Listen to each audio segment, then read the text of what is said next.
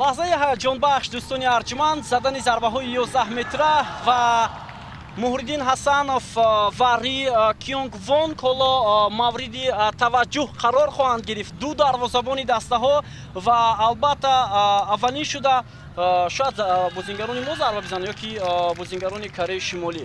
ҳоло мо мутаваҷҷеҳ мешавем, на, бозингарони Кореяи Шимолӣ. Аввалин шуда ҳамлагар Ра Нам Ҳён зарба ҷониби дарвозаи Муҳриддин Ҳасанов хоҳад зад. бовар дорем, Муҳриддин Ҳасанов имрӯз ҳаводорони тоҷик, мухлисони футболи тоҷик мустақиман ин бозиро тамошо доранд ва албатта тими миллии наврасони кишварро тарғиб мекунанд ва мо бовар дорем ки ту сазовор дарвозаро дифоъ мекунӣ ва метавонӣ ки роҳи дастаи наврасони тоҷикистонро ба даври дигар ҳамвор созӣ. ҳоло мо ба зарбаи аввалини бозингарони Кореяи Шимолӣ таваҷҷӯҳ мекунем. зарбаро бозингари рақами 9 анҷом медиҳад. Муҳриддин Ҳасанов самти тӯбро муайян хоҳад кард. Муҳриддин Ҳасанов зарба, аммо каме нарасид имконият барои дарвозабони мо ки зарбаи ҳамлагари дастаи Кореяро рафт кунад.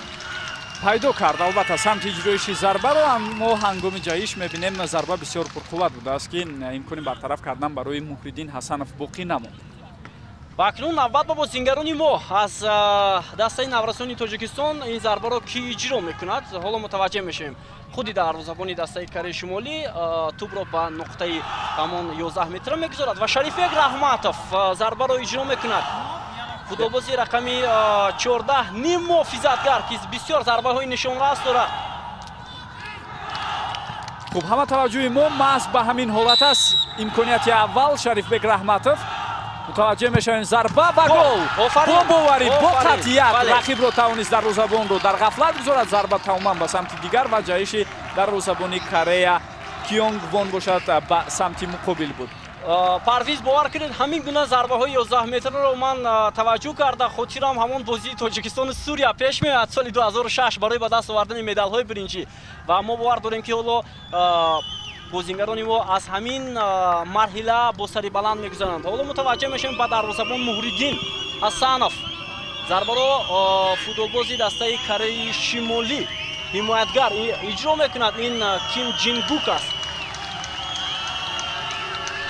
садои мухлисони тоҷик хеле ва хеле баланд. кӯшиши Гук дар ин вазъият зарбаи бисёрам хуб.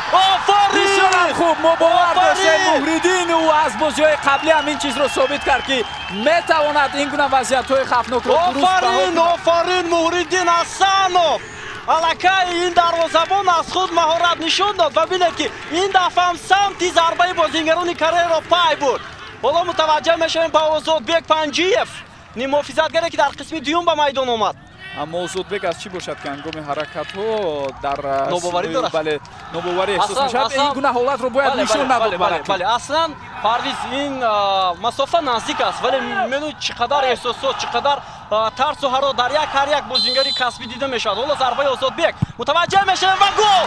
офарин, ду кӯшиши футболбозони тоҷик бо гол анҷом ёфт ва ҳоло боз ҳам мо таваҷҷӯҳ мекунем ба маҳорати дарвозабон. Озодбек ин навбат тавонист зарбаро каме аз марказ ба марказ, бале, ё ин ки ба канори рост каме бале ба канори рост буд иҷро кард ва ҳоло акнун футболбозони Корея кӯшиш хоҳанд кард. ин футболбоз таҳти рақами 6 аст, агар иштибоҳ накунам, Чай Ю Сонг мебошад. ҳимоятгар. ҳоло бозингарони Корея аз маҳорати Муҳриддин Ҳасанов шояд тарс ҳам пайдо карданд. ҳоло мутаваҷҷеҳ мешавем. як кӯшиши дигар Муҳриддин Ғафуров муқобили ҳимоятгари дастаи Кореяи Шимолӣ. дарвозабони мо муқобилият нишон хоҳад дод ва ҳоло мутаваҷҷеҳ мешавем.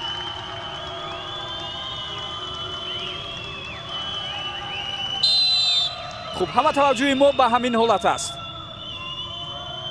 хеле ҳам суръати баланд мегирад бозингари офарин. бори дуюм аст ки бартараф мекунад ин гуна зарбаҳоро Муҳриддин Ҳасанов. бовар кунед ин маҳорат, ин малака ва ин кордонии дарвозабони тоҷикро бинедад чӣ гуна ду зарбаи бозингарони Кореяро баргардонид. ин бовар нокарданист.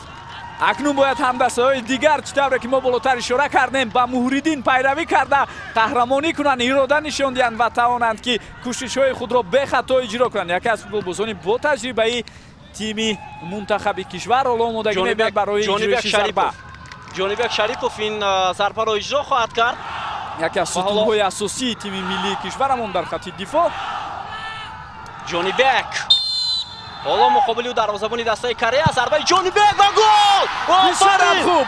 Борис Эюм пайдар ҳам бехато футболбозони мо тавонистанд ки тӯбро ба тури дарвозаи рақиб ворид кунанд. Аллакай тамоми футболбозони ҳайати эҳтиётӣ низ омодагӣ мебинанд баҳри истиқбол гирифтан аз гол. Агар ҳоло ҳамин имконияти худро футболбозони Корея истифода карда натавонанд, тамом роҳи мо ба чемпионати ҷаҳон 2019 кушода мешавад. На танҳо ба чемпионати ҷаҳон, мо ҳам барои қаҳрамонӣ дар ин мусобиқот фикр мекунам, гомҳои аввал мегузорем ва ҳоло мутаваҷҷеҳ мешавем боз ҳам ба дарвозабони бо таҷриба Муҳриддин Ҳасанов ва ин дафъа муқобили Ким Ҷин Ҳёк ӯ ирода нишон хоҳад дод ва ҳоло мутаваҷҷеҳ мешавем ки ин дафъа самти тӯбро муайян мекунад. Бале, ҳамин таъза! Аммо каме нарасид ба дарвозабони тоҷик. Камаки дигар. Муҳриддин аҳсан тамоми 4 зарбае ки иҷро карда шуд, самтро дуруст бехато маълум кард, вале дар кӯшиши якум ба чорум каме барояш бахташ агар Парвиз ин зарбаро бармегардонид, тамом мо ба даври дигар охат мекунем. Акнун бояд футболбозони дигари мо бояд ба иштибоҳ роҳ надиҳанд. ҳоло Рустам Соиров футболбозе ки як голро дар имрӯз дар бозии имрӯза ба самар расонид ва Рустам метавонад нуқтаи ниҳоиро акнун гузорад. Мисле ки бозиро қаҳрамонона шурӯъ кард. Зарбаи Рустам ин ниҳоӣ хоҳад буд ва гол! Ба тамоми мардуми кишвар, ба тамоми мардуми шарифи кишвар муборак бод мегӯем. Баъд аз 12 сол мунтахаби наврасони зери 16 солаи кишварамон ба чемпионати ҷаҳон роҳ меёбанд. дӯстони арҷуманд, ин бовар нокарданист. мо на танҳо ба чемпионати ҷаҳон роҳат гирифтем, мо барои унвони қаҳрамонӣ дар ин мусобиқот талош мекунем.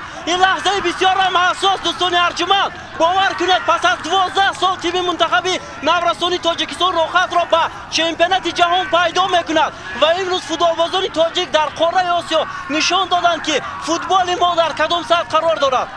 ва воқеан ҳам аҳсан бояд гуфт сар карда аз дарвозабон то ба тамоми футболбозоне ки дар майдон буданд, ба ситоди мураббиён, ба онҳое ки дар омодагии мунтахаби мазкур саҳми боризи худро, саҳми намоёни худро гузоштанд. ва ин қадамҳои нахустине аст ки мо баъд аз гузашти чанд соли қаблӣ дар футболи мунтахабҳо дар Осиё мегузорем ва умедвор мешавем ки ин ғунҷаҳои умеди футболи тоҷик бозам муваффақиятҳои аз ин бештарро баъдан ба мунтахаби кишварамон насиб мекунад. дӯстони арҷуманд, айни ҳол ашкои дарвозабони мо Муҳриддин Ҳасанов ки кори асосиро дар ҳамин марҳила анҷом дод бениҳоят зиёд мешавад ва ҳоло мо таваҷҷӯҳ мекунем ба Муҳриддин Ҳасанов ки тавонист ду зарбаи бозингарони дастаи Кореяи Шимолиро баргардонад ва инҷо сармураббии дастаи Кореяи Шимолӣ Пак Ҷон Чол ҳам дар ҳайрат аст ва чӣ гуна дастаи ӯ муқобили тими мо натавонист муваффақ шавад. ин албатта бори дигар нишон дод ки дастаи наврасони Тоҷикистон тавонист як бозии зебо ва ҳамон